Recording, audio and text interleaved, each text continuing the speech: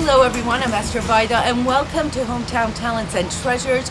Today we're on location in North Andover. We're going to go inside Pazzo Gelato where we'll talk to the owner and the employees. Listen to this. They take the tips that they receive, put it in a jar, and every month donate it to an organization, a charity, or a family in need. We're also going to try and make some gelatos. Talk about first of all the store. Okay, well, we opened the store May 11th, which is Mother's Day weekend. It took us about 3 years to develop the concept, find the proper location, get it open. My wife and I are the owners of the store, my wife Karen and I, and we make everything here from scratch, including all of our baked goods, but most especially our gelatos and sorbets are all made from scratch. We try to source from local ingredients, local farms, as much as possible. We get our milk from Shaw Farm and Drake it, and it's all made in the back, and that's where all the magic happens. And you didn't start out in the restaurant business. I did not. You were a lawyer. I was. Well, I started out in the restaurant business when I was working in high school and all through college and law school, and then I became a lawyer for 17 years. And one day I said to my wife, I've had enough, and I started to go to cooking school nights. And then I worked on developing a concept, and this is the evolution of that concept. Gelato is different than ice cream. It's made differently. It is. And you, in fact, brought people from Italy or Sicily here to show you how to make the real gelato. What's the big difference between ice cream and gelato? Well, there's three main differences. Actually, gelato predates ice cream as we know it by about 300 years. So, gelato as we know it was made in Italy somewhere in the 1500s. And the three main differences between gelato and American ice cream are there's a lower fat content in gelato because it's made mostly with whole milk. It has between 5 and 9% butter fat as opposed to 16% butter fat. The second difference is that it has less air whipped into it, so it's much denser and creamier on your palate. And the third difference is that it's served at a warmer temperature. Because it has less fat, it doesn't have to be frozen as hard. And you get a much better flavor sensation on your palate when you eat gelato than you do with typical American ice cream. So those are the three main differences. Okay, so let's talk about the community jar. You have a jar in the store, and all the tips that are given to employees go to a charity. Why did you come up with this concept? It really just evolved sort of out of a pet peeve of mine when I would go into a coffee shop or an ice cream shop and see that plastic cup with magic marker written on it that said tips on it. I said, it's just something about it rubbed me the wrong way, and I said I want to do something different and better and that would help people. And so when I hired all my employees, I don't know, the concept just sort of popped into my head that we would create this concept of a community jar. And so when I hired my employees, I told them that I would pay them more than minimum wage, but that we would not accept gratuities, that all the gratuities would go to a local charity every month that they would help pick, and that's what we've done. And how do you pick the charities? A lot of times through word of mouth. The kids come up with different charities that they're familiar with. We try to stick to the local, Merrimack Valley. People get referred to us. So we find them a bunch of different ways. And if people know of a certain charity that, they'd like to send our way, they can email me or come down the shop and contact me.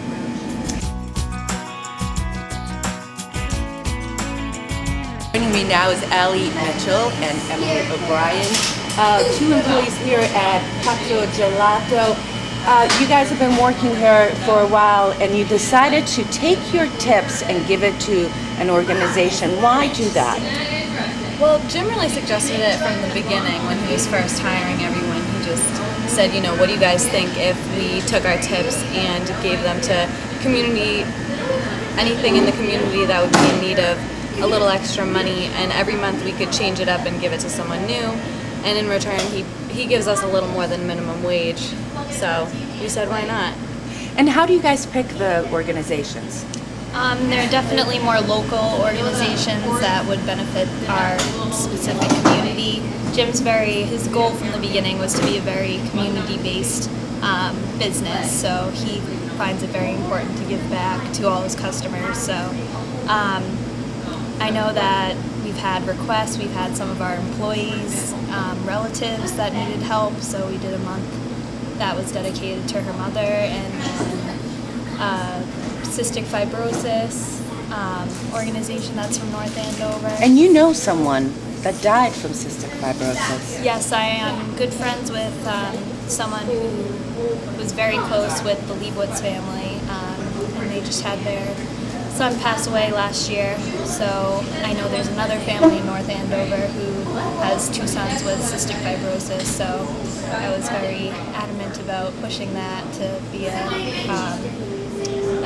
community-based for the community. So you guys get requests, and how do you decide each month which organization to give money to?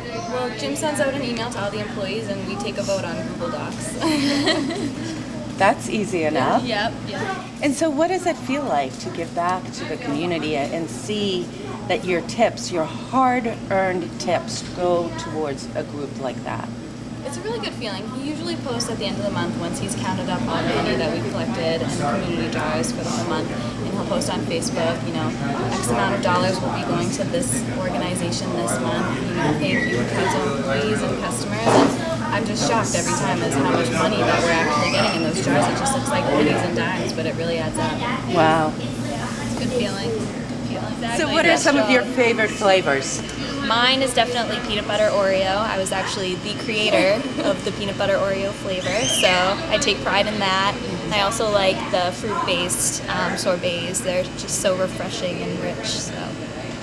I'm definitely a chocolate girl, but I really enjoy the banana chocolate caramel swirl as well. So that one gets me every time. Okay. It's real banana flavor. Yum. Looking forward to trying some. Ladies, thank you for what you do. We're going to make some gelato. We are. We're An gonna make adult gelato. An adult sorbetto. In Italy, they don't differentiate between gelato and sorbet. What they do is everything's called gelato because instinctually, Italians know which ones are gelato flavors and which ones are sorbet flavors.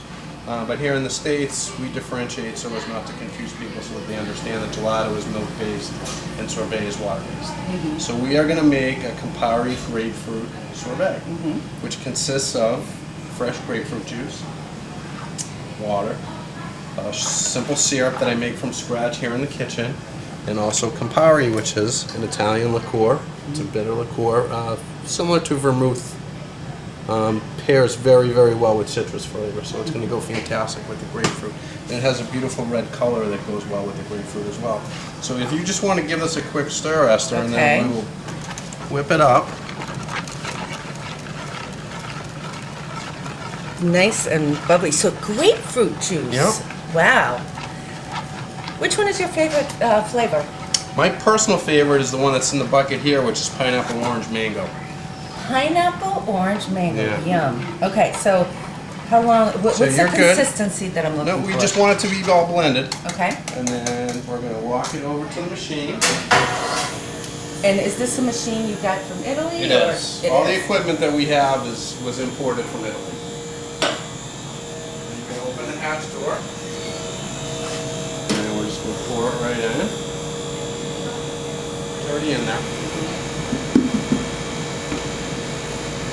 And then you see the button that looks like a little cloud? Yeah. Give that a push. Now, do we need to put something under that? No? That's it? Yep. How long does it take? It can take about 6 or 7 minutes. Okay, that's not bad. And it's getting thicker. Yep. It's beginning to freeze. You can see it coming together. Wow. In a couple more minutes, we're going to have sorbet.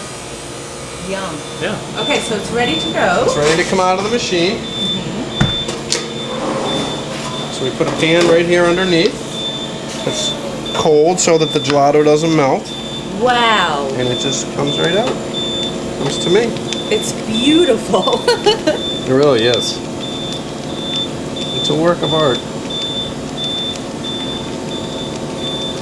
As one of my instructors said, gelato is ice cream with romance. Certainly is. So yeah, you have to be an artist because you come up with all these different flavors. I do. I create all the flavors. Now, pazzo means crazy. It does. It means crazy in a fun way in Italian. How'd you come up with that name? My wife actually came up with it because she said this was her husband's crazy idea. I think I will.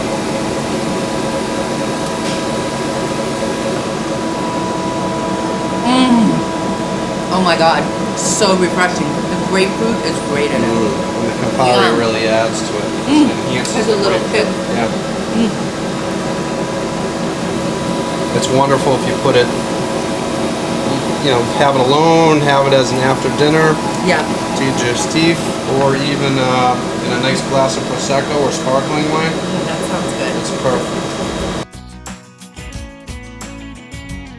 Joining me now is Kim Myerson, who has two sons that have cystic fibrosis. She also does a lot of fundraising for cystic fibrosis.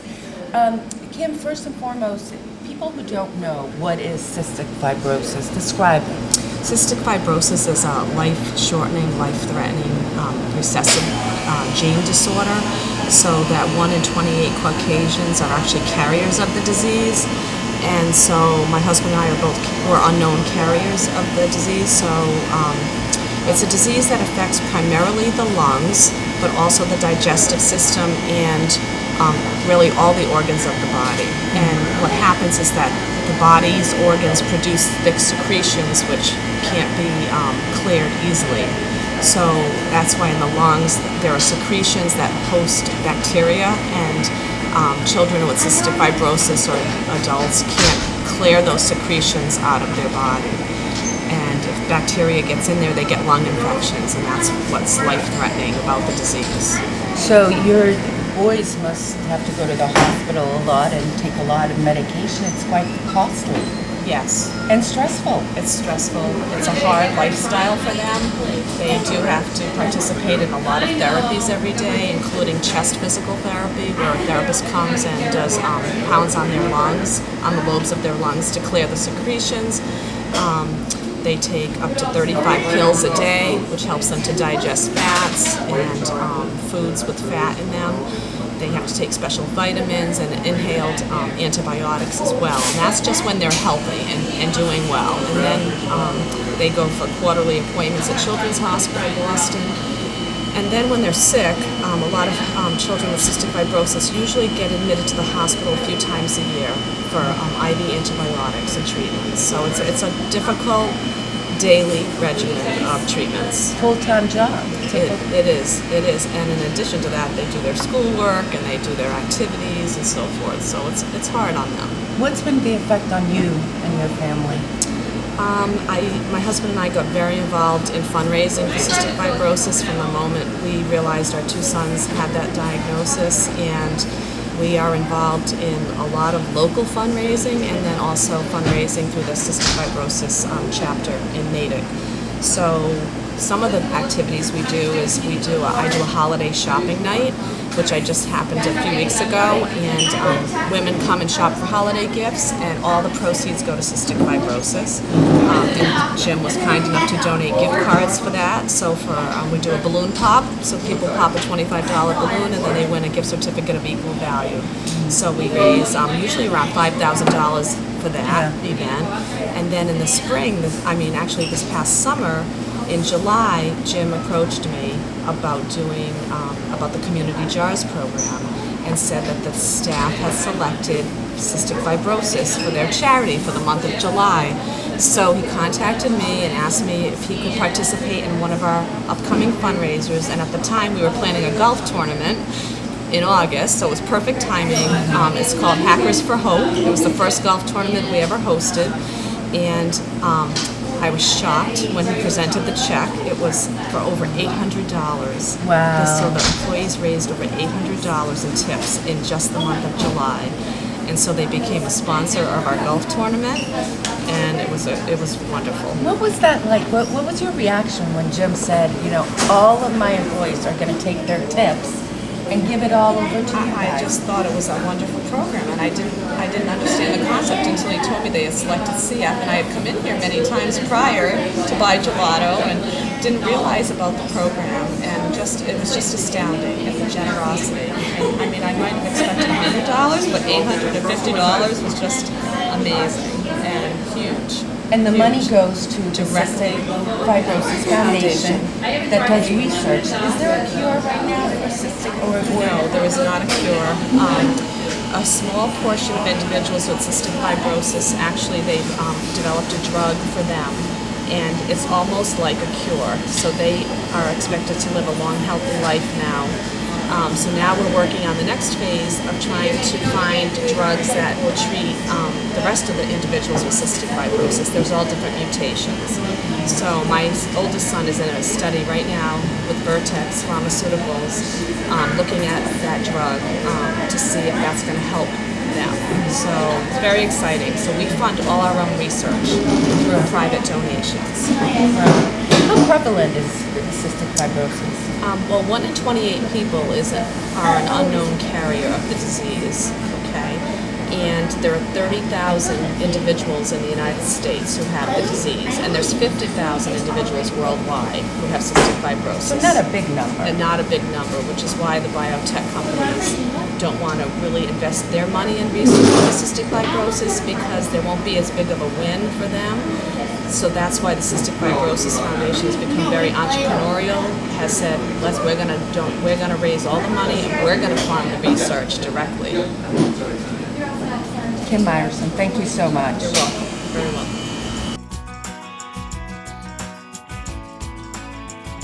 That's our show for today. Thanks so much for joining us. And if there's someone or an organization you'd like to see featured on Hometown Talents and Treasures, email me at esternvajda@gmail.com. Remember, it can be anyone. The important thing is that they selflessly donate their talent and time to help others. See you next time.